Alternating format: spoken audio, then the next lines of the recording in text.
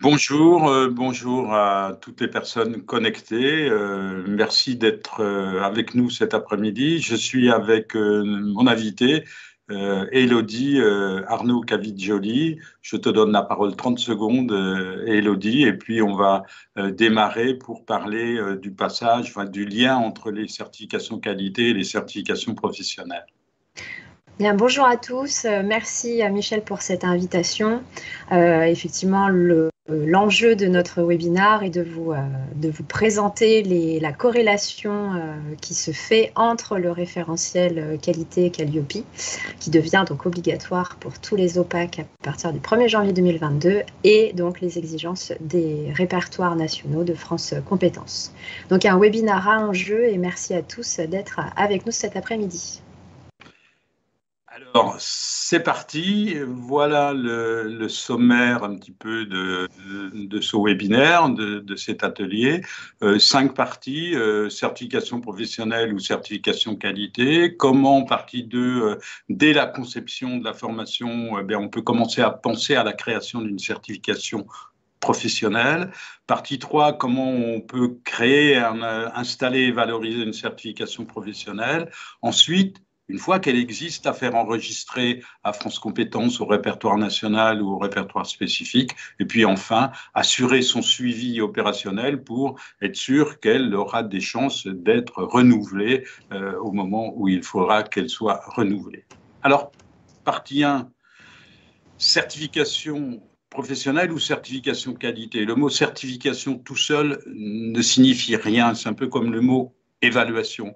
Quand on dit évaluation, tout le monde entend évaluation de la satisfaction par les stagiaires. Non, les évaluations, on en fait plein. L'évaluation des acquis à l'entrée, des acquisitions à la sortie, etc. Certification, c'est pareil. Quand on a dit certification, de quelle certification est-ce que je parle? De la certification qualité ou d'une certification professionnelle? Alors, voilà, nous avons dans la certification qualité plusieurs façons de travailler les certifications qualité. La première, ce sont des normes, des procédures avec les normes ISO au niveau international, CO au niveau européen, NF au niveau français. Et puis on a aussi une façon d'évaluer la qualité par les processus, et c'est ce que nous avons avec Calliope. Alors je vais parler d'abord un petit peu de la certification qualité, puis Élodie va nous parler un petit peu après de la certification professionnelle. Et cet après-midi, on va faire le lien en permanence entre ces deux-là. Voilà. Alors, dans Calliope, le prestataire est audité par une personne qui est mandatée par un organisme certificateur qualité. Et vous, si un jour vous avez une certification professionnelle enregistrée au répertoire national ou spécifique, vous serez aussi organisme certificateur de formation professionnelle, de compétences. Voyez, et donc, vous ne serez pas pour autant certificateur qualité. Donc, le mot certificateur s'applique pourtant aux deux. Donc, par rapport à Calliope, ce sont les prestataires de développement des compétences, c'est-à-dire organismes de formation, centre de bilan de compétences, centre de VAE et centre d'apprentissage. Et une des premières choses que l'on vous demande dans Calliope, indicateur 5, c'est est-ce que vous avez défini des objectifs opérationnels et évaluables? Petite règle de couleur pendant tout ce webinaire, quand vous voyez des cases en vert, c'est qu'elles sont utiles pour préparer la certification qu'on envisagera de déposer au répertoire. Voilà. Alors, j'ai défini les objectifs opérationnels et évaluables. Alors, si j'ai une formation non certifiante, je peux évaluer mes acquisitions en fin de formation avec un QCM, un exposé. Enfin, je fais un petit peu des choses relativement légères, mais je peux aussi décider pour certaines formations de faire un vrai examen et puis de faire valider cet examen par un jury d'examen. Ce n'est pas la peine d'attendre que ma certification soit enregistrée au répertoire national ou au répertoire spécifique pour faire ça. Je peux le commencer dès que j'ai défini des objectifs opérationnels et évaluables. Je peux décider d'évaluer avec un examen validé par un jury. Voilà. Et donc, je vais vérifier l'aptitude d'obtenir la certification professionnelle qui sera visée par la prestation de la formation. Et c'est moi qui vais définir la certification professionnelle. Et c'est là où intervient le deuxième champ, et je laisse la parole à Élodie pour qu'elle nous parle de certification professionnelle. Donc, en effet, comme on l'a vu, les répertoires France Compétences demandent à ce qu'il y ait une évaluation des objectifs opérationnels, et donc ces mêmes objectifs doivent être donc évalués. Petit rappel, lorsqu'on parle des répertoires de France Compétences, il en existe deux. On vous parle de RNCP, de RSCH avec Michel, simplement pour le verbatim, répertoire national des certifications professionnelles. On vulgarise en disant que nous allons parler de formation diplômante. Une récente note de France Compétences a permis l'appellation diplôme. Donc pour tous les titres, certification, enregistré au répertoire national des certifications professionnelles, il s'agira de formation visant l'acquisition des compétences pour exercer un métier. Donc on sera sur un diplôme. L'autre répertoire, le RSCH, le répertoire spécifique des certifications et habilitations, lui se concentre sur la certification de compétences. On n'est plus dans ce qu'on appelle la certification professionnelle, on est dans la certification de compétences. Pourquoi?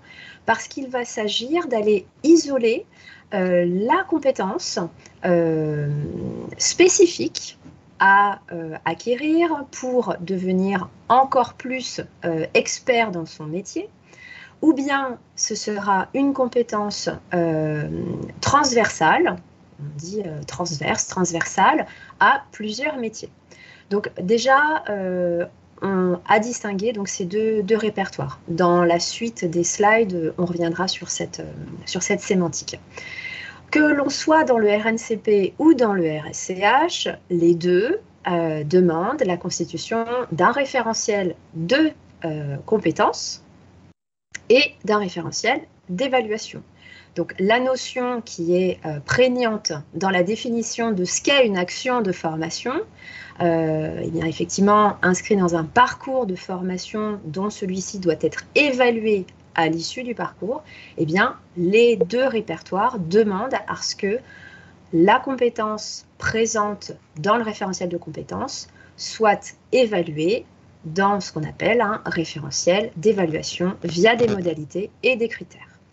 Voilà. Et pour conclure cette partie, je dirais que ce qu'il faut bien comprendre, c'est qu'on ne dépose aucune formation à France Compétences. Oh que oui. Ce que l'on dépose, c'est bien, parce qu'on a sans arrêt des appels de gens qui disent « je voudrais déposer ma formation à France Compétences ». Non, non.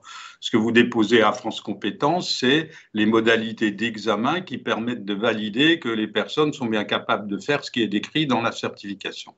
Et donc, ce que l'on dépose, c'est une certification de compétences ou un bloc de compétences avec un diplôme ou un titre à finalité professionnelle.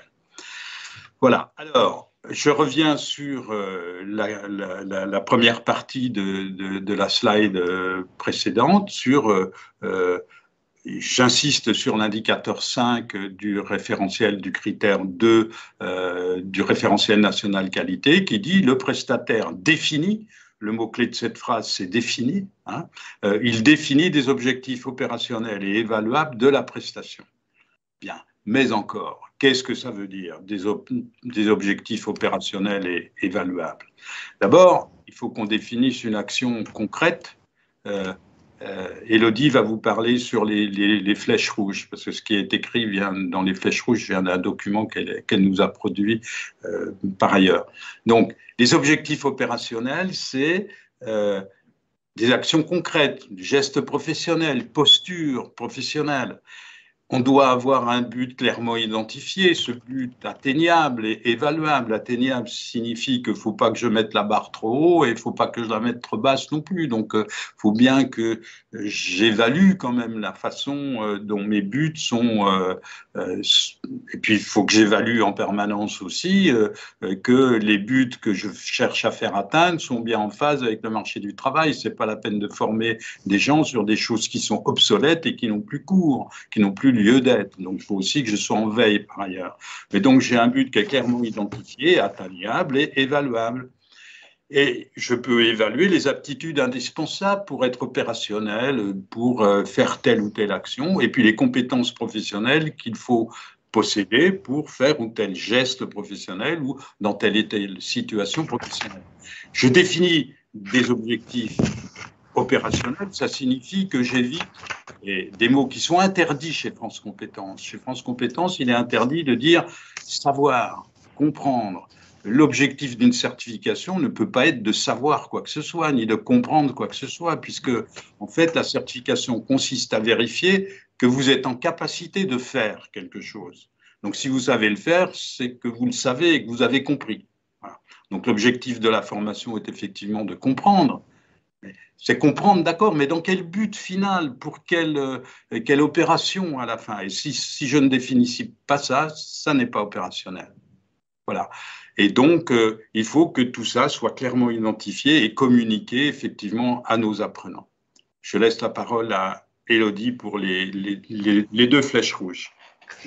Oui, ces flèches rouges, en fait, vous précisent les exigences, un verbatim, voilà, une vulgarisation, disons-le comme ça, de ce qui est attendu au critère 2, en fait, de France Compétences lorsqu'on dépose une certification au répertoire.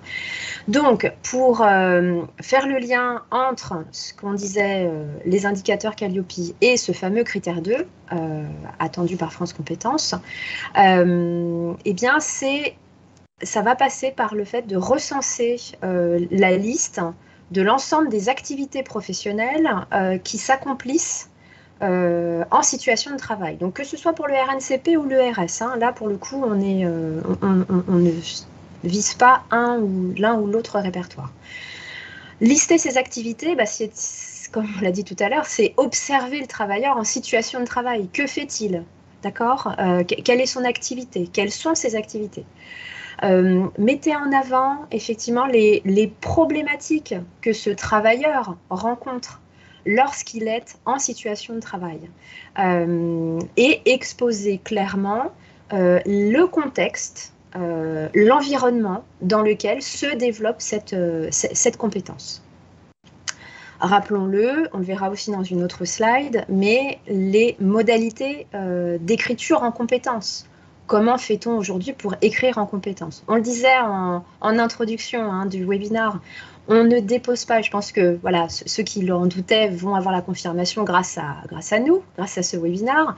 On ne dépose pas un programme de formation. Dans un programme de formation, qu'est-ce qu'on va trouver? On va trouver des objectifs pédagogiques. Certes, on s'approche de la notion de compétence, mais pour France Compétences, pour être éligible effectivement à l'inscription au sein des deux répertoires, quels qu'ils soient, il faut que vous sachiez écrire en compétences. Et cette modalité d'écriture n'est autre que celle qui vous est notifiée au sein de la seconde flèche. Le système suivant, un système mathématique, un verbe d'action qui va préciser l'action. Ensuite, le moyen. Donc, on rappelle, l'action, c'est quoi? C'est l'activité de ce fameux travailleur. Le moyen de développer, eh bien, ça va passer par ses outils. Quels sont ces outils de travail? Je parlais tout à l'heure de contexte, d'environnement dans lequel le travailleur exerce son activité. Eh bien, ce sont ces outils de travail, ce sont ces moyens de pouvoir justement exercer cette compétence, de pouvoir exercer et réaliser cette activité. Et enfin, la finalité. Pourquoi est-ce que ce travailleur fait cette activité? Quelle est la raison d'être de cette activité? Quelle finalité vise-t-on? Quel est son objectif principal? Voilà. En ayant fait ce travail-là, et j'ai envie de dire, même si vous ne souhaitez pas aller vers les répertoires, lorsque vous penserez justement votre mise en conformité à Calliope, ayez cette logique d'esprit lorsque vous allez rédiger vos programmes de formation. Car à partir du moment où vous aurez ciblé vos objectifs pédagogiques qui apparaissent à vos programmes de formation, vous allez donc devoir, je ne me trompe pas de verbe, vous allez devoir proposer des modalités d'évaluation. Eh bien, rien de tel que de penser à l'écriture en compétences pour savoir, eh bien, qu'est-ce que je vais évaluer? Est-ce que je vais évaluer l'utilisation des outils de travail, donc les fameux moyens de développer la compétence? Est-ce que je vais évaluer la manière dont ce travailleur est arrivé à la finalité de la compétence. Vous voyez, ce sont des pistes aussi pour vous que l'on vous donne au travers de ces mémos. D'autres... Oui. Pardon, je te coupe là. Non, pas de souci. Justement, on commence à parler des objectifs évaluables, Élodie. C'est ça. Voilà. Et puis, tous les deux, quand on est sur notre lancée, voilà.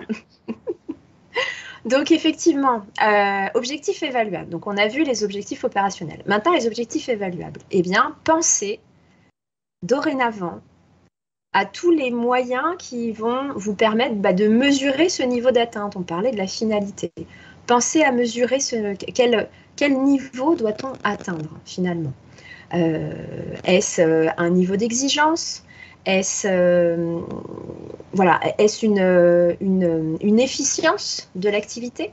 Et quels vont donc être les moyens que vous allez pouvoir utiliser, les moyens pédagogiques? Excusez-moi, j'ai oublié de mettre l'adjectif. Quels sont les moyens pédagogiques que vous allez pouvoir utiliser pour évaluer cette compétence, cet objectif de formation? Vous l'avez encore précisé dans ces flèches, effectivement. Une fois que vous aurez donc inventorié toutes ces activités dont on a parlé précédemment, lors de l'élaboration des modalités, vous allez penser peut-être à des mises en situation professionnelle. Vous allez peut-être penser à des études de cas, à un entretien avec un jury. Vous voyez, tout ça, ce sont effectivement des modalités d'évaluation qui sont utilisées au quotidien dans une action de formation. Quand on est organisme de formation, on est doté de tout un tas de moyens d'évaluation. Eh bien, ce qu'on vous invite à faire avec Michel, effectivement, lorsque vous êtes dans cette logique de démarche qualité et dans cette logique de dépôt au RNCP ou RS, c'est de se dire, tiens, les modalités que j'utilise aujourd'hui d'évaluation, est-ce qu'elles sont assez probantes, assez pertinentes pour véritablement évaluer le travailleur en situation de travail? Est-ce qu'une mise en situation est la meilleure modalité d'évaluation qui soit pour évaluer tel ou tel objectif? Peut-être que dans certains cas, une étude de cas suffira, mais peut-être que dans un autre cas, il s'agira effectivement de mettre en avant une mise en situation professionnelle. Bref, revenons sur les modalités d'écriture de ce fameux référentiel d'évaluation. Une note a été publiée récemment par France Compétences pour vous inviter justement à bien écrire en compétences ces référentiels d'évaluation. Pensez à 3 temps incontournables. Indiquez bien quelle modalité d'évaluation vous utilisez, donc quel type d'épreuve. Faites attention aux attendus. Stipulez bien quels sont les niveaux d'exigence que vous imposez en tant que certificateur. Et enfin, quelles sont les conditions de réalisation de ces modalités d'évaluation? Je te relaisse la parole, Michel. Eh bien, merci. Alors, là, on a travaillé sur Calliope principalement. Le thème, c'était de dire, pensez à ce qu'on vient de vous expliquer dès Calliope, avec le fait qu'à l'indicateur 5, on vous demande d'avoir des objectifs opérationnel et évaluable, et puis qu'à l'indicateur 11, on vous dit, comment vous évaluez maintenant ces objectifs opérationnels et évaluables? Eh bien, quand vous faites l'architecture de ces 2 indicateurs, 5 et 11, et que vous commencez à dire ce qu'on vient de vous expliquer, à réfléchir en véritable examen, etc., vous commencez à vous approcher un petit peu d'un futur dossier RNCP ou RS.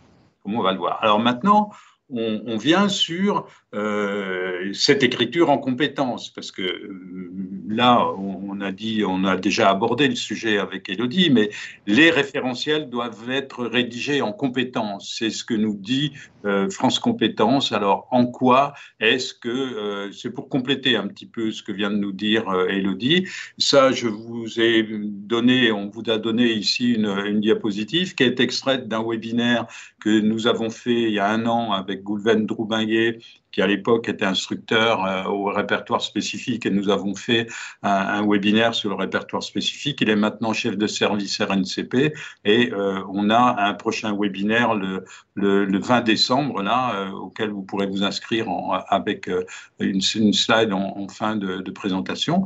Et là, dans ce webinaire de l'année dernière, Goulven Droumaguet nous expliquait un exemple pour ce que vient de vous expliquer Élodie, c'est-à-dire comment écrire verbe d'action à l'infinitif avec des compléments, etc.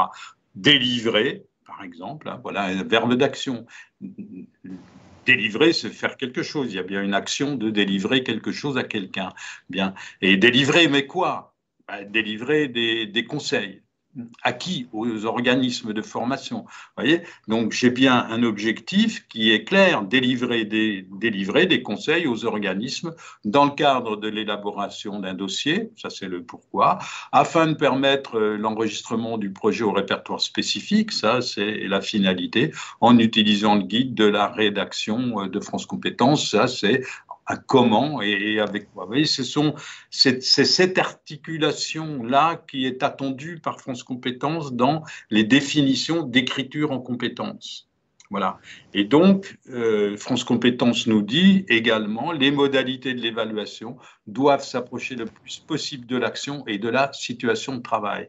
Cette diapositive-là, c'est vraiment le texte intégral de ce que nous a dit Goulven Droumaguet il y a un an. Et c'est extrait de son PowerPoint. Donc, vous voyez, je n'ai même pas mis de guillemets parce que c'est vraiment la parole de France Compétences. Voilà comment écrire, voilà, enfin, un exemple, en tout cas, donné par Goulven Droumaguet sur comment écrire en compétences. Vous voyez, ça, ce sont les règles de base. Et si on dépose des dossiers chez France Compétences qui ne sont pas écrits comme ça, ils sont rejetés automatiquement. Et c'est une des explications, mais il y en a sûrement d'autres qui fait que on a plus de 80% de rejet des dossiers au répertoire spécifique. Il y a certainement d'autres raisons, mais en tout cas, le manque d'écriture en compétences est une constante assez fréquente. Alors, synthèse de cette partie 1, conclusion, rédiger des objectifs opérationnels et évaluables d'une action de formation, c'est préparer le premier cœur du réacteur. Un réacteur, c'est à plusieurs cœurs, donc ici, c'est le premier cœur du réacteur d'une future certification professionnelle, le référentiel d'activité et de compétences. C'est-à-dire, quand vous avez bien travaillé cette question des objectifs opérationnels et évaluables, de comment vous évaluez qu'ils sont opérationnels et surtout que comment vous avez mis en place un dispositif de vérification que les compétences ont bien été acquises et qu'éventuellement elles sont validées par un jury d'examen, là on commence à s'approcher de la partie 2, dès la conception d'une formation, penser à la création d'une création professionnelle. Alors Michel, on a une première question. Oui. De la part d'Anne. Donc oui. Anne, bonjour. Elle nous pose la question suivante. Les attentes et exigences sont-elles les mêmes pour un renouvellement, dans le cas d'un renouvellement?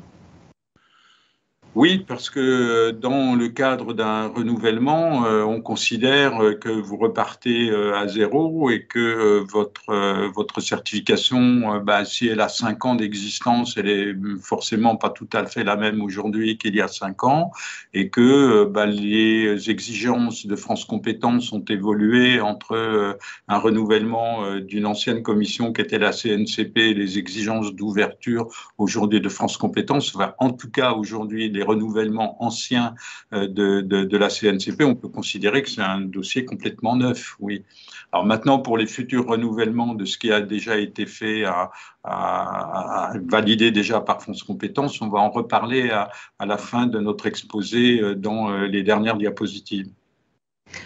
Une autre question de la part d'Anna. Alors, elle nous demande pourquoi les certifications n'ont pas de délai dans le temps. Alors, il y a des délais, justement. Donc là, peut-être, on va insister sur le fait qu'une certification n'est pas valable ad vitam aeternam. La commission des certifications, au moment du passage du dossier, détermine le délai de validité, en fait, la durée, pas le délai, la durée de validité de la certification. Donc, c'est bien la commission qui décide si elle attribue 1 an, 2 ans, 3 ans, 4 ans, 5 ans Petit aparté, il est de plus en plus difficile d'obtenir 5 ans maintenant, aujourd'hui, mais il y a bien une durée de validité. D'accord? Donc, Anna, pour répondre à votre question, il y a bien une durée de validité et elle est notifiée dans le rapport délivré par la commission des certifications. Merci pour ces deux questions. Donc, on va poursuivre. Alors, c'est un petit peu, vous allez dire, ben, ils nous l'ont déjà dit, mais pas tout à fait complètement, parce qu'on va maintenant faire un petit focus sur les critères 2 et les critères 3 de Calliope. Dans le critère 2, vous avez quand même associé le critère 5 et le critère 7. En réalité, l'indicateur 5 et l'indicateur 7, pardon, pas critère mais indicateur, l'indicateur 5 et l'indicateur 7 du critère 2. En fait, l'indicateur 5 s'applique si ce n'est pas une formation certifiante et c'est vous qui avez défini les objectifs opérationnels et évaluables. Mais même si vous n'êtes pas concerné par le 7 parce que vous ne conduisez pas, la formation que vous faites ne conduit pas à une certification certifiante, c'est-à-dire déjà enregistrée au répertoire national, de la certification professionnelle, vous pouvez quand même si vous travaillez l'indicateur 5, avoir en tête l'indicateur 7 et dire, et si c'est moi qui fais ma certification professionnelle et je commence de la concevoir, il faut bien que dès mon indicateur 5, je commence à me préoccuper de l'adéquation des contenus que je vais mettre en place avec la future certification que je vais mettre en place. Et donc, c'est intéressant de ne pas évacuer comme ça l'indicateur 7 en disant, ben, je ne suis pas concerné. Voilà. S'intéresser à comment il est rédigé, comment il fonctionne, c'est aussi se mettre dans les conditions de créer sa future certification. Donc là, il faut définir les aptitudes qu'il faut avoir pour être opérationnel, les compétences qu'il faut disposer. Conseil, liste des activités professionnelles à accomplir. Alors pour ça, ben, il faut être en veille. Alors là, votre indicateur 24 de veille sur le champ d'intervention sur lequel vous intervenez est précieux parce que vous allez voir les évolutions aussi des compétences. Les compétences, elles évoluent tous les 6 mois dans certains secteurs. Bien. Alors, à un moment donné, quelles compétences faut-il avoir, quelles tâches faut-il faire pour délivrer cette action de formation. Voilà. Problématique éventuelle sur la mise en œuvre, c'est ce que je viens de dire, c'est l'indicateur 24 nous dit, voilà, je suis attentif, si j'interviens sur le domaine du bâtiment, je dois être attentif à l'évolution des compétences dans le bâtiment. Si j'interviens sur le domaine de la bureautique ou de l'informatique, eh bien, ça évolue tellement vite, ben, je ne peux pas délivrer des compétences qui seraient obsolètes. Voilà. Alors, je passe la parole pour le critère 3 à notre amie Élodie. Sur l'indicateur 11, qui est évaluation. Simplement pour revenir un tout petit peu sur ta slide précédente, tu vois, je pense, Michel, qu'il faut qu'on informe aussi l'importance de l'indicateur 7 pour les organismes qui souhaiteraient rentrer en partenariat. On a de plus en plus de demandes, effectivement. Les organismes sont de plus en plus nombreux à vouloir aller sur le RS notamment, et n'ayant pas d'instruction de leur dossier, finalement se tournent vers le partenariat pour justement pouvoir bénéficier d'un programme de formation certifiante. Ça rejoint une des questions que nous pose Patrice, notamment sur les délais d'instruction. Voilà, on abordera cette notion-là. Mais juste un point en synthèse de la slide précédente, c'est ceux qui souhaitent aller sur le partenariat, ceux qui souhaitent solliciter un certificateur pour se porter volontaire à la dispense de la formation certifiante couverte par un RNCP ou un RS, il faudra dans tous les cas faire ce tableau de correspondance, ce fameux tableau croisé entre votre référentiel de formation que vous proposez donc au certificateur, qu'il devra valider, et donc son référentiel de certification. Vous montrez cette capacité à l'ingénierie de certification, c'est comme ça que ça s'appelle, de l'ingénierie de certification.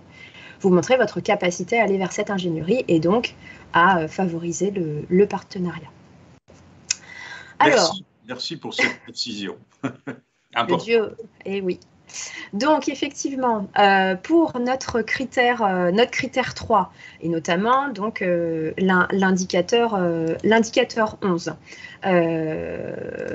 Donc, pour info, en fait, ce qui est attendu, c'est véritablement la capacité de vérifier qu'il y a une vraie adéquation entre eh bien, les objectifs de la certification visée et la modalité d'évaluation, être en capacité de proposer la meilleure modalité d'évaluation avec le meilleur critère d'évaluation qui soit pour dire bien oui, le candidat a atteint effectivement les objectifs.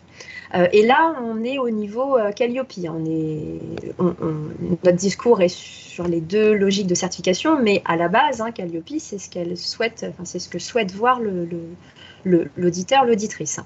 Donc, la correspondance entre chaque objectif est validée par quelle modalité d'évaluation? C'est ça qui est attendu en démonstration le jour de l'audit. Ce qui est attendu aussi, c'est la capacité d'adapter les modalités d'évaluation. Vous n'allez pas proposer une seule et même modalité d'évaluation pour les 5 objectifs de votre formation. Comme on disait tout à l'heure, pensons au travailleur, à son activité, à sa réalisation en situation de travail. On ne va pas le voir sous un même angle, sous un même contexte. Donc attention à cette vigilance-là. Il y avait une question notamment de la part de Mohamed et d'Anne-Marie sur les QCM. Attention à ne pas proposer que des QCM pour évaluer vos 5 ou 6 objectifs de formation. L'adaptation est le mot d'ordre. Oui, encore une fois, je te coupe la parole, tu m'excuses. En fait, la question de Mohamed, elle revient un petit peu à les 2 premières diapositives de cet exposé. Il y a des parties blanches quand je dis c'est une formation non certifiante. Ouais, c'est une formation d'une journée. Je peux faire un QCM le matin, un QCM le soir. Vous voyez, je veux dire, c'est pas bon. C'est pas exclu et je pense que pour Calliope, c'est aussi recevable. J'ai bien vérifié l'atteinte des objectifs opérationnels et évaluables, mais c'est pas forcément des objectifs très très poussés non plus en termes d'action, etc. Donc on trouve de tout. Donc là, on parle de formation conséquente. Bon, petit détail, les dépôts RNCP, quand on dit qu'on dépose un titre, un diplôme professionnel, apprendre une profession en 2 jours et on dépose au répertoire national, puis on dit c'est une formation de 2 jours pour apprendre un métier, je peux vous dire que le dossier il a peu de chances de passer chez France Compétences, vous voyez. Donc voilà. Donc il faut qu'on adapte un petit peu, c'était le message de la slide numéro 1, nos modalités d'évaluation à notre prestation. Si j'ai une formation qui dure 1 an, c'est pas tout à fait les mêmes modalités d'évaluation qu'une formation qui dure une journée. Vous voyez, les objectifs opérationnels doivent pas être tout à fait les mêmes. Donc, quand ça vaut la peine et que c'est vraiment bien installé et que c'est des choses qui ont de la valeur, dès notre certification, notre réflexion, on peut commencer à dire, voilà comment on prépare, comment on crée notre certification, on la fait vivre et après on la présentera pour la faire reconnaître par l'État. Tout à fait. Donc, pensez bien, adaptation de vos objectifs aux modalités d'évaluation. Plusieurs objectifs. Adaptez vos modalités d'éval. Voilà. Alors, dernier point, on a mis indicateur 11 et indicateur 16 ensemble. Indicateur 11 et indicateur 7, parce qu'effectivement, dans l'indicateur 7, on en a déjà parlé, mais le prestataire met en œuvre s'assurer des conditions de présentation des bénéficiaires respecte les exigences formelles de l'autorité de certification. L'autorité de certification peut avoir des exigences formelles en matière d'examen. Et donc, c'est ça. Donc, il faut que moi, en tant que futur certificateur, je me préoccupe de ça, que je teste un examen, que je le fasse évoluer, que j'organise la validation par un jury. Il faut que je fasse tout ça. Vous voyez, c'est pour ça qu'on a mis l'indicateur 16 avec le 11.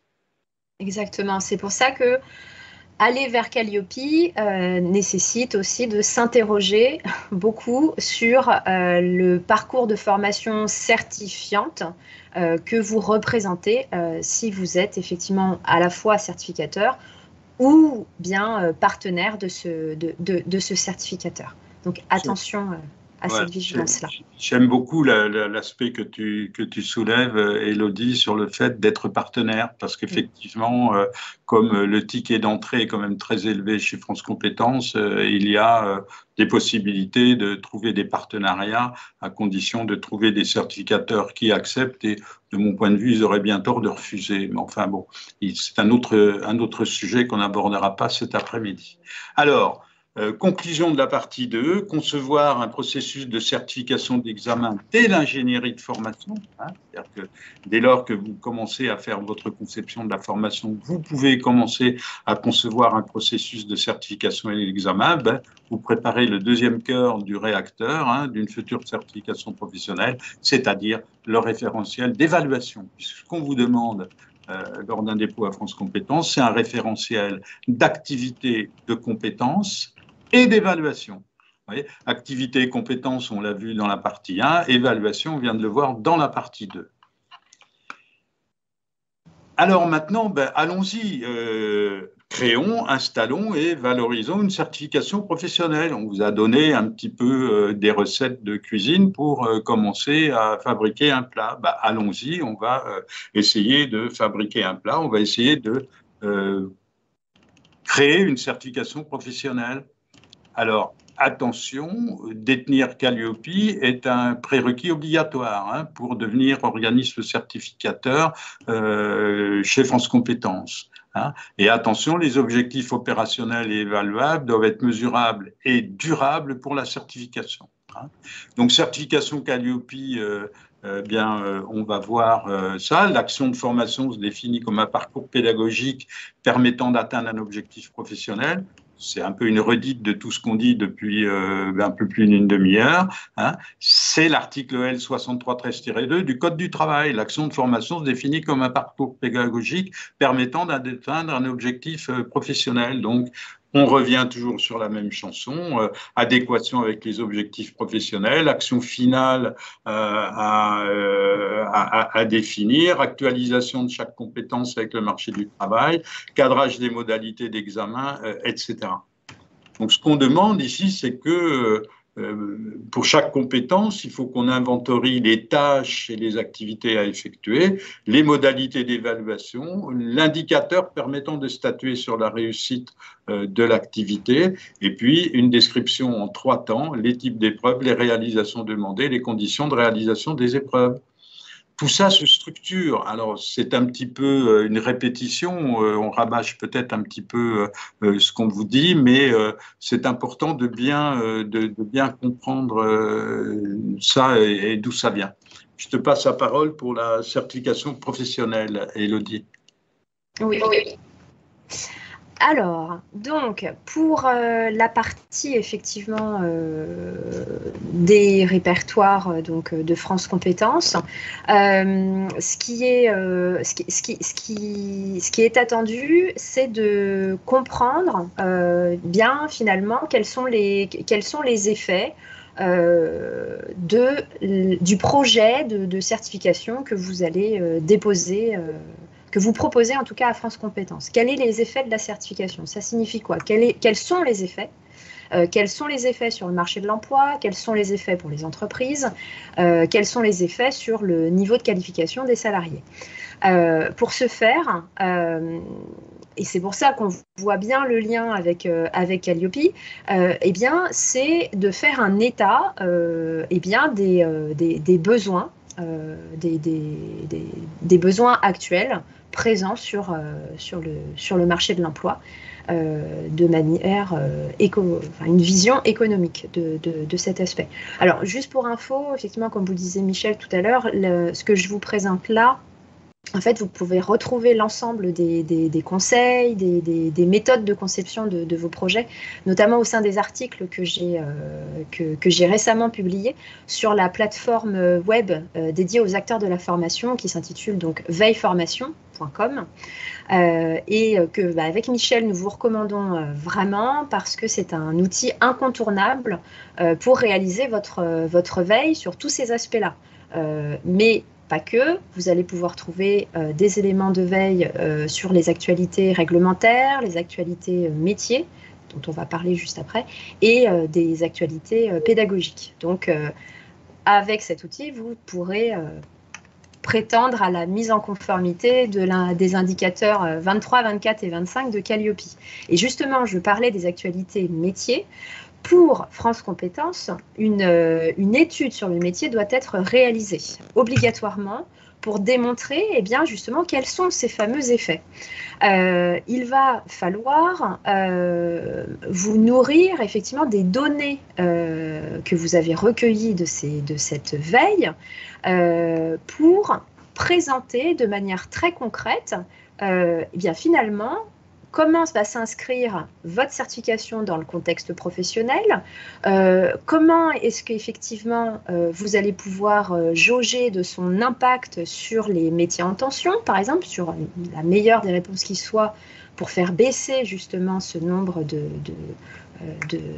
demandeurs d'emploi sur le marché du travail et démontrer quels sont les effets dans le temps, c'est-à-dire ne pas répondre simplement à un effet de mode, mais démontrer que votre certification a un effet durable sur la professionnalisation des salariés, le maintien dans l'emploi, et la sécurisation finalement du travailleur dans son poste. Que l'on soit dans un RNCP, que l'on soit dans un RSCH, c'est fortement recommandé de déposer cette étude sur le métier. Alors, cette étude sur le métier peut également être appelée note d'opportunité, valeur d'usage de la certification. Il y a un jargon qui circule, mais en tout cas, c'est véritablement une étude d'impact globale, une étude économique et sectorielle qui est attendue. Le fait de procéder ainsi, véritablement, démontrera à France Compétences que vous êtes légitime en tant que certificateur, que vous comptez sur le marché de la certification dorénavant et que vous êtes un point incontournable pour assurer employabilité, performance et maintien dans l'emploi des bénéficiaires qui s'inscrivent chez vous pour être candidat à la certification. Donc véritablement, il y a un vrai croisement qui est fait entre Calliope qui demande à ce que vous assuriez cette veille réglementaire, métier, pédagogique, et votre capacité à incorporer ces éléments, vous savez, d'un indicateur, les 3, 23, 24, 25, réaliser la veille et en tirer les enseignements. Ben voilà, en tirer les enseignements, on est là-dedans, d'accord? Eh bien, vous allez en tirer les enseignements au travers de cette fameuse étude métier, note d'opportunité, valeur d'usage. Petite précision sur la partie carte mentale que vous avez sous les yeux. Ce qui est en blanc, il y a une petite croix. Les textes qui sont entre guillemets sont des textes, c'est un texte intégral de France Compétences. Ce n'est pas l'écriture d'Élodie ou la mienne, c'est France Compétences qui vous parle. Et donc, c'est très important à travers les sources France Compétences. Vous allez sur francecompétences.fr dans la base documentaire et vous trouverez toutes les notes de doctrine de France Compétences qui sont très, très importantes. Voilà. Je crois que... J'en profite simplement parce qu'il y a pas mal de questions sur la question du support, justement. Beaucoup demandent où pouvons-nous trouver le support de votre webinar. Il sera téléchargé dans la partie base documentaire de la plateforme Centre Info. Les équipes Centre Info sont en train de les déposer ou ça a été fait tout récemment. Donc, à l'issue du webinar, en tout cas, vous pourrez le télécharger. Voilà, puis vous pourrez nous écrire pour qu'on vous l'envoie éventuellement si vous avez des difficultés. Merci pour ces questions. Conclusion de la partie 3. S'il est déjà écart, il nous reste une demi-heure après pour répondre à des questions et terminer la partie 4 et la partie 5. Donc, créer, tester, valoriser sa certification professionnelle, commencer à faire vivre une certification professionnelle, puisque ce qu'on a essayé de vous expliquer là, c'est de vous donner quelques recettes pour commencer à créer votre certification. Vous l'installez, vous la faites vivre, vous faites des partenariats avec des entreprises, vous faites passer des examens, vous délivrez des diplômes. Bien. Et là, vous avez commencé à préparer des preuves de respect des prérequis de la reconnaissance officielle, l'opportunité d'usage, ce que vient de très bien vous expliquer notre amie Élodie. Il faut que vous ayez démontré que le marché a besoin de cette compétence ou de ce métier, que sur ce marché qui a besoin de cette compétence ou de ce métier, votre certification a de la valeur. Eh bien, vous avez commencé à démontrer que cette certification a de la valeur, puisque vous avez déjà eu des stagiaires qui ont déjà passé l'examen, qui ont déjà obtenu le diplôme, et ils viennent donner témoignage de à quoi ce diplôme leur a servi. Et puis, pour le RNCP, il y a des règles encore un petit peu plus précises que l'on va voir dans quelques instants. Voilà, partie 4. Donc, justement, là, on a créé notre certification, on l'a fait vivre à partir de notre Calliope. Vous voyez, l'enchaînement de notre après-midi, c'est comment vous allez de Calliope vers, depuis les indicateurs de Calliope, comment ils peuvent vous entraîner vers la possibilité de créer votre certification. Bien évidemment, quand on va chez France Compétences, on y va pour faire reconnaître par l'État une certification qui existe déjà. Et alors, le problème des rejets, je pense, de France Compétences, c'est que ils ont beaucoup de dossiers qui viennent parce que voilà, on vient déposer une formation qu'on vient de créer. Mais on n'a pas créé encore de certification, donc on n'est pas capable de démontrer la valeur d'une certification puisqu'elle n'existe pas, cette certification. Alors, enregistrer une certification au registre au RNCP ou au RS, vous avez le lien qui vous conduit vers la plateforme de dépôt. Alors, là, maintenant, on n'a plus de bavardage, on est juste avec... on va voir le délai, puisque quelqu'un nous a posé une question sur le délai. Ça va être la slide suivante. Alors, Élodie, on va bavarder un petit peu sur cette slide tous les deux. Ma certification existe-t-elle? Alors... Quelles sont les questions à se poser? Voilà. C'est exactement ça. Donc, est-ce qu'elle existe? Alors, effectivement, pourquoi cette question? Parce qu'au moment du dépôt, justement, que ce soit au RNCP-RS, vous l'avez compris, on parle bien des deux, il y a ce qui s'appelle une étude de comparabilité. En fait, on vous demande, dans le dossier, de présenter les certifications comparables. Donc, effectivement, il va falloir faire un état des certifications qui sont totalement semblables à la vôtre ou partiellement semblables. Donc, première des questions à se poser. Alors, ce n'est pas parce qu'elle est déjà existante que le marché est fermé et que vous ne pouvez plus du tout déposer. La concurrence est libre. Vous avez totalement le droit de déposer une certification dont la finalité serait déjà présente sur France Compétences. Alors, depuis combien de temps? Pourquoi cette question? Parce qu'effectivement, ça répond à une question qu'on avait tout à l'heure, et bien la question de la validité. Si effectivement, vous voyez qu'une certification s'arrête là au 31 décembre 2021, et on sait ô combien il y en a qui vont s'arrêter au 31 décembre 2021, eh bien, ça peut être une opportunité, finalement, pour vous de déposer au moment, justement, de la fin de cette durée de validité. Avec combien de lauréats? Effectivement, combien de certifications, combien de certifiés, pardon, suis-je en capacité, moi, de présenter au répertoire de France Compétences? Et je vais aller, si je trouve une certification comparable à la mienne sur France Compétences, eh bien, je vais aller comparer effectivement le nombre de certifiés. Ce sont véritablement les premières questions à se poser. Vas-y. Oui, oui, je disais la question suivante, ou la première question, on n'est pas obligé de les mettre dans cet ordre-là, mais c'est le marché du travail. A-t-il vraiment besoin de ces compétences ou de ce métier? Et ça, ces questions-là, vous savez, c'est la priorité de l'instructeur ou de l'instructrice chez France Compétences. Quand il commence à regarder votre dossier, si vous n'avez pas réussi à démontrer que le marché du travail a besoin de ces compétences et que sur ce marché du travail qui a besoin de cette compétence, votre certification a de la valeur, vous avez beau avoir un très joli référentiel d'activité, de compétences et d'évaluation, votre dossier ne sera même pas étudié. Vous voyez, c'est-à-dire que ces questions-là sont vitales. Hein. Et depuis quand ma certification existe-t-elle? Est-ce qu'elle correspond bien à un besoin du marché du travail? Voilà. Dans quel métier? Pour quel bassin d'emploi? Parce que je peux réussir à démontrer que nous avons accompagné une société, par exemple, sur le bassin d'emploi de Montbéliard. Elle a réussi à très bien démontrer que sur ce bassin d'emploi, il y avait des besoins en compétences qui étaient clairement identifiés. Son dossier a été validé par la commission.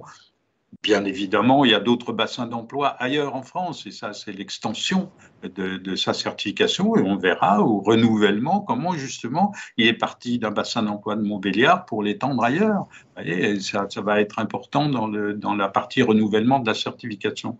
Avec quelle durée prévisionnelle de vie de la compétence? C'est-à-dire que, bon, voilà, moi, je forme sur des compétences durables, ou en tout cas, je vais être en mesure de démontrer que je suis en observation constante sur comment il faut que je fasse évoluer ma certification aussi dans le temps. Et c'est aussi ça qui sera évalué à l'audit de renouvellement. Si vous nous représentez le même dossier qu'il y a 5 ans, c'est que vous n'avez pas beaucoup travaillé. Hein. Je te laisse la parole pour la dernière question. Les compétences visées reposent-elles sur un cadre juridique, réglementaire ou professionnel établi? Ça aussi, c'est une question qui est importante. Très importante. Au moment de l'instruction, l'une des premières choses qui est regardée par l'instructeur, instructrice, c'est effectivement, est-ce que l'activité visée, est-ce que le secteur d'activité dans lequel s'inscrit votre projet de certification est réglementé? Si vous n'avez pas fait de recherche, si vous n'avez pas assez de données, si vous n'avez pas été fouillé ce qui se trame au niveau, ce qui se trame, ce n'est pas négatif quand je dis ça, mais ce qui se joue au ministère de l'Intérieur, au ministère de la Santé, au ministère du Travail, et que finalement l'instructeur tombe sur un article, un décret qui réglemente tout ou partie de l'activité sur laquelle vous présentez votre projet, eh bien, c'est retoqué direct. Sachez que trop de projets ORS sont présentés sans qu'il n'y ait eu d'études finalement à savoir est-ce que justement ce secteur est réglementé ou pas.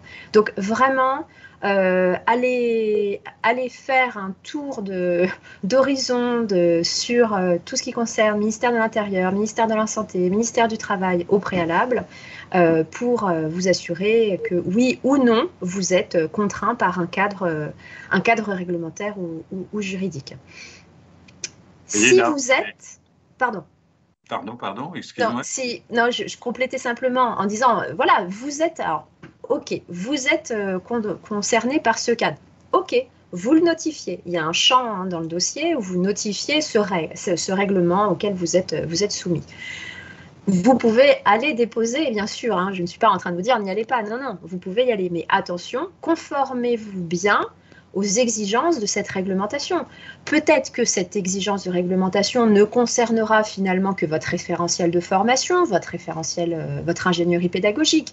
Ok, donc ça, pas de souci, ça n'intéresse pas France Compétences. France Compétences ne vient pas toucher à votre ingénierie péda, ne vient pas toucher à ce qui est notifié dans votre référentiel de formation. Donc, on ne s'inquiète pas. Par contre, si vous apercevez que votre activité, les compétences, certaines modalités d'évaluation sont réglementées pour la délivrance du certificat de compétences notamment, eh bien alors là, il faut effectivement faire coïncider les exigences de ce cadre juridique avec votre référentiel de compétences et votre référentiel d'évaluation. Voilà, pour donner un exemple concret, une société aussi que nous avons accompagnée sur développer des sites web accessibles. Bon, eh ben, développer des sites web accessibles, il y a un certain nombre de textes réglementaires dans cette activité. Bon, eh bien, dans la certification, il a été démontré, les personnes qui passent l'examen, la rapport dans l'examen entre, on vérifie dans l'examen que les personnes sont en capacité de respecter ces textes juridiques qui encadrent cette activité de développer des sites web accessibles. Vous voyez, donc il faut qu'on retrouve dans les capacités d'examen les liens avec le cadre juridique qui a été posé. Vous voyez, ça va aussi un petit peu au-delà. Élodie, elle vous dit attention, il y a des activités qui peuvent être cadrées par des textes, mais ça peut être aussi la façon de faire qui peut être cadré par des textes. Vous voyez, donc il faut être attentif à toutes ces questions-là. Pour terminer sur l'accessibilité des sites web, c'est qu'il y a une exigence européenne aussi qui est de dire toutes les administrations doivent avoir des sites web accessibles, premier point, et toutes les entreprises qui font plus de 25 millions de chiffre d'affaires également. Donc on a là répondu à quelque chose sur le plan de l'importance sur le marché du travail, et puisque il y a quand même une question qui est importante sur je suis développeur web, d'accord, mais est-ce que je sais développer des sites web accessibles? Et là, on est vraiment sur une compétence spécifique. Alors, on nous a posé une question sur les délais d'accès. Alors là, ben, on ne va pas s'étendre beaucoup. Là, c'est une diapositive émanant directement de France Compétences. Hein. Là, c'est un schéma qui nous est fait par France Compétences. Le délai moyen pour la procédure d'enregistrement est de 7 mois. Attention, ce n'est pas 7 mois après le dépôt de la demande, mais 7 mois après la date de recevabilité de la demande. C'est-à-dire que quand on a déposé la demande à France Compétences commence par regarder si le dossier est recevable. Est-ce qu'il est complet, principalement? Bien. Et s'il est complet et qu'il est recevable, à ce moment-là, le délai de 7 mois commence à courir. Je peux vous dire que c'est un délai théorique, parce que c'est 7 mois minimum, mais ça peut être plus long. C'est rarement, moi je n'ai encore jamais vu en dessous. Mais bon, peut-être que ça peut arriver pour des raisons que je ne connais pas. Mais enfin, c'est 7 mois minimum. Donc, on vous dit 1 mois pour la recevabilité du dossier par France Compétences. En fait, c'est un petit peu plus rapide que ça. Affectation de l'instruction du dossier. Alors, quand on vous dit affectation de l'instruction du dossier, vous n'avez aucun rapport avec personne. France Compétences est silencieux et vous pouvez leur écrire, essayer de les appeler, etc. Personne ne va vous répondre. Et puis, c'est seulement au moment où le dossier va passer en commission que vous allez avoir votre instructeur ou votre instructrice qui va vous appeler. Et puis, il vous appellera peut-être jamais. Et puis, un jour, vous allez recevoir une lettre recommandée de France Compétences en disant « Votre dossier a été rejeté ». Et vous n'avez jamais eu un entretien avec personne. Alors à ce moment-là, on vous dit, bah, vous pouvez contacter votre instructeur pour qu'il vous explique. Et puis voir, la décision n'est pas susceptible de recours hiérarchique et la seule solution que vous avez, c'est d'aller devant le tribunal administratif pour contester la décision. Vous avez 2 mois. Sinon, il faut représenter un nouveau dossier aussi rapidement que possible en relation avec l'instructrice. Et en deuxième lecture, disons qu'il y a plus de chances de passer, mais c'est quand même encore tout à fait aléatoire si on n'a pas répondu à toutes les exigences que nous vous avons présentées, enfin que nous avons essayé de vous présenter avec Élodie cet après-midi. Est-ce qu'on a des questions? Oui, justement. Exactement, on a des questions. On a la question donc de Patrice qui nous demande, qui fait un constat effectivement que les délais sont très longs, son dossier ayant été déposé, que les délais sont très longs et que son dossier a été déposé en décembre 2020 et depuis, pas de date.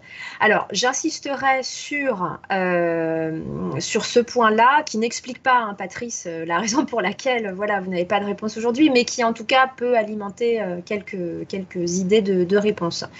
Ce qu'il faut savoir, c'est que depuis, ça va faire bientôt 3 semaines, si mes souvenirs sont bons, un bandeau est affiché sur le site certifpro.francecompétences.fr, donc qui est le site, hein, de référence pour déposer son projet.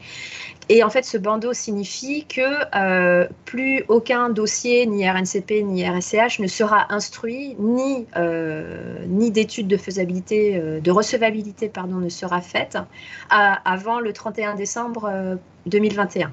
La raison est qu'effectivement, l'ensemble des instructeurs se sont retrouvés avec une affluence folle de dossiers à déposer et à devoir gérer également les dossiers de renouvellement à l'inventaire. Finalement, un goulot d'étranglement s'est fait sentir, et donc aucune étude de recevabilité ne sera faite avant janvier 2022.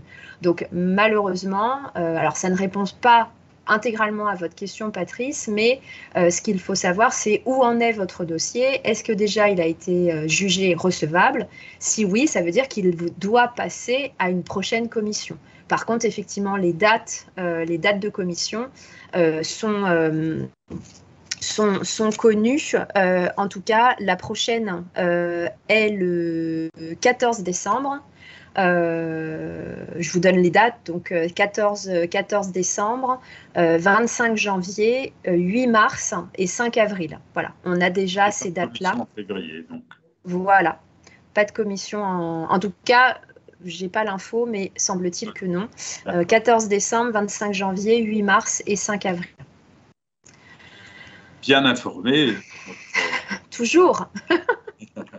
Très bien. Conclusion, déposer une demande au RNCP, c'est l'aboutissement d'un parcours de création, d'exploitation, de diffusion d'une certification professionnelle. De diffusion de la certification professionnelle, ça veut dire que votre certification, elle commence à exister bien avant d'être déposée chez France Compétences, et que vous la faites vivre et vous la diffusez. C'est ça qui lui donne une valeur d'usage.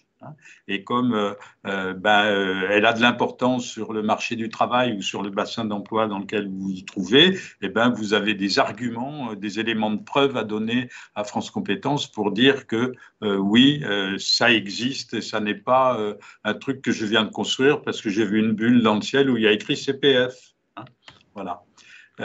Partie 5, et c'est la dernière partie, puis on va pouvoir clore à peu près dans le temps. Assurer le suivi et la qualité des prestations professionnelles enregistrées. Ça rejoint un petit peu la question qui nous a été posée là tout à l'heure sur le renouvellement.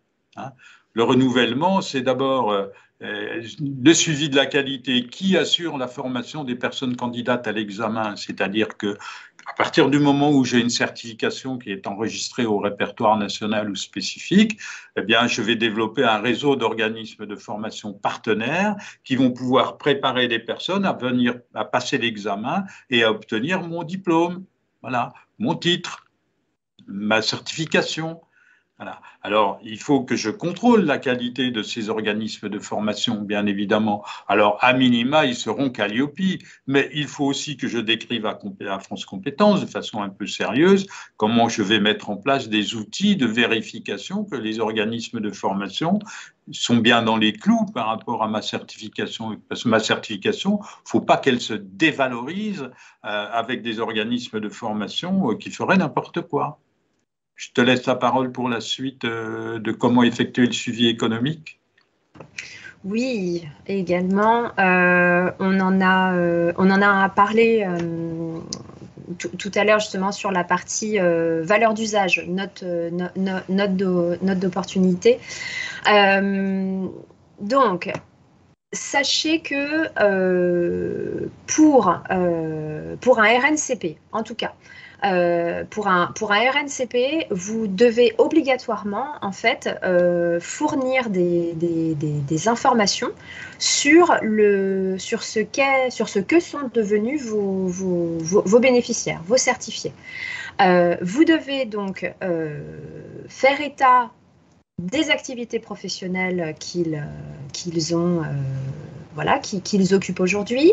Vous devez faire état donc des fonctions occupées également, ou bien de l'évolution professionnelle qu'ils ont connue depuis effectivement le passage par le parcours de formation certifiante.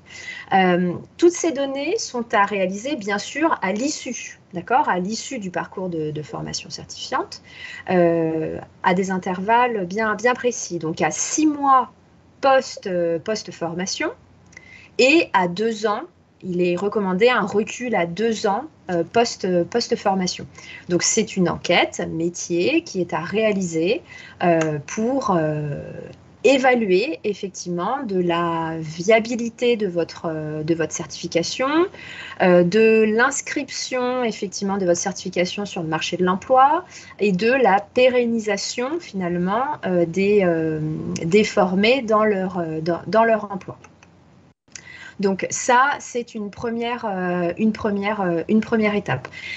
Comment faire, vous allez me dire? Eh bien, notamment, le Calliope vous y invite au critère 7 avec l'indicateur 30. Vous avez ce qui s'appelle une évaluation à froid. Alors, en France, on n'aime pas trop ce terme. Aux États-Unis, personne ne comprend pourquoi en France on parle d'évaluation à chaud et à froid. Aux États-Unis, ça n'existe pas, mais en tout cas chez nous, ça s'appelle comme ça. Qu'est-ce que c'est qu'une évaluation à froid? Eh bien, c'est finalement a posteriori, donc à 6 mois, Calliope nous demande d'évaluer la satisfaction. Mais pourquoi ne pas profiter de ce moment-là pour répondre à les exigences de l'indicateur 30 pour demander aux bénéficiaires que sont-ils devenus professionnellement? Ont-ils occupé un nouveau poste? Ont-ils eu de nouvelles responsabilités? Ont-ils vu une augmentation de leur rémunération? Ces données-là sont à recenser. L'auditeur Calliope n'en sera que plus satisfait.